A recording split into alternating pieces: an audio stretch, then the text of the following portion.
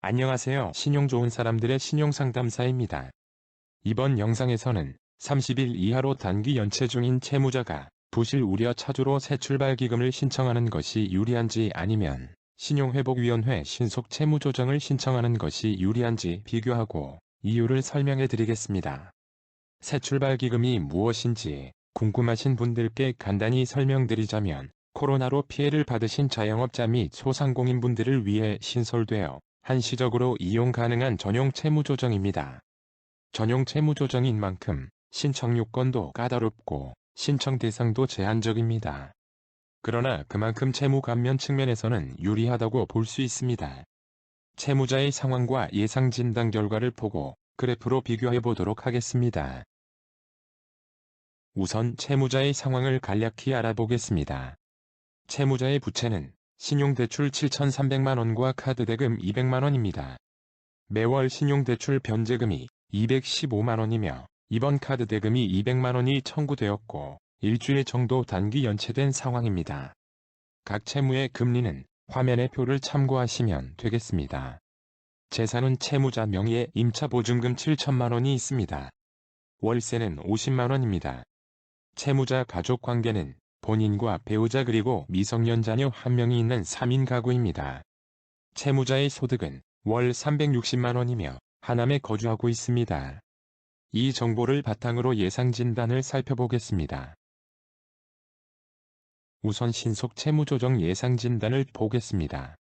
연체 30일 이하인 경우 신청할 수 있는 신속 채무조정은 연체이자만 감면되며 이자율은 기존 약정이자율로 하고 15% 넘는 이자율만 15%로 조정이 됩니다. 추가로 신용카드 채권은 10%로 조정이 됩니다.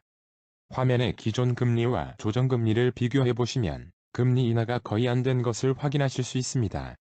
상환 방법은 원리금 균등 상환 방식이며 최장 10년까지의 상환기간 연장이 가능합니다. 월 변제금은 신청인의 월 소득에서 부양가족에 따른 생계비와 추가 생계비를 차감한 금액으로 정해집니다.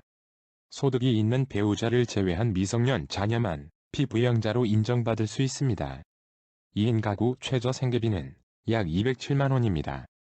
여기에 주거비용으로 월세를 추가 생계비로 인정받으실 수 있습니다. 다만 월세 전액을 인정받기는 어려울 것입니다. 50만원 중 30만원을 추가 생계비로 인정받았다고 가정하겠습니다. 소득에서 2인 생계비와 추가 생계비를 차감한 금액은 약 123만원입니다.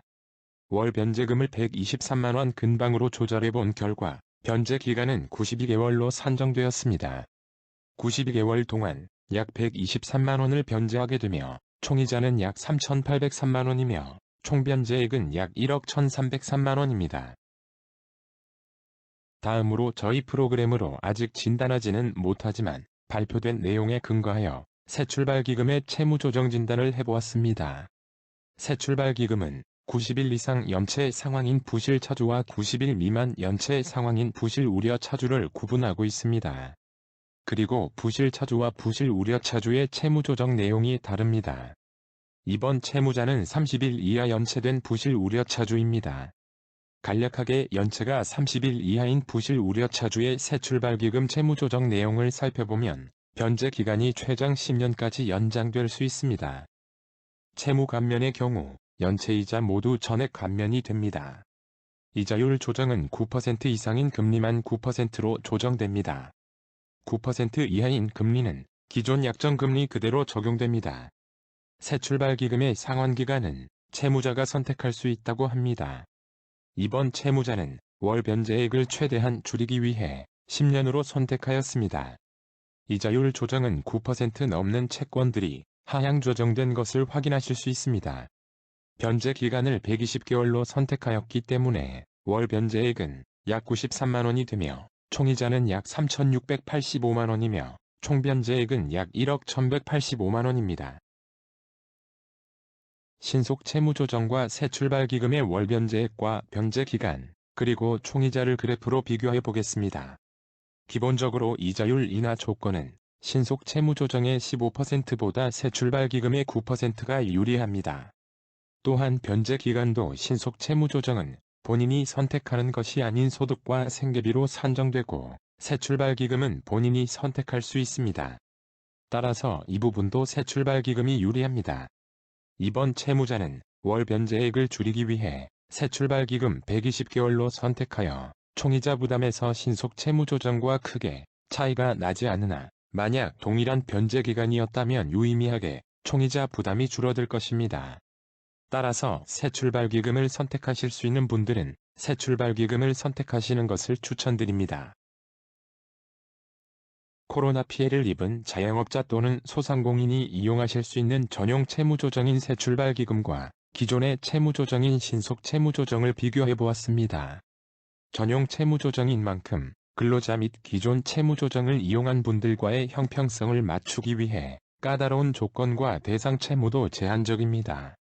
그러나 기존 신속채무조정보다 이자율 조정과 변제기간 산정에 있어 유리합니다. 유의하실 점이 있습니다. 새출발기금은 대부업은 포함하실 수 없습니다. 만약 대부업 채무가 있으신 분들은 신속채무조정을 신청하시거나 새출발기금과 별도로 상환을 하셔야 하겠습니다. 무료 채무조정 진단은 신용 좋은 사람들 홈페이지에서 회원가입 없이 무료로 이용하실 수 있으니 많은 이용 바랍니다. 홈페이지는 영상 및 정보란에서 확인하실 수 있습니다. 감사합니다.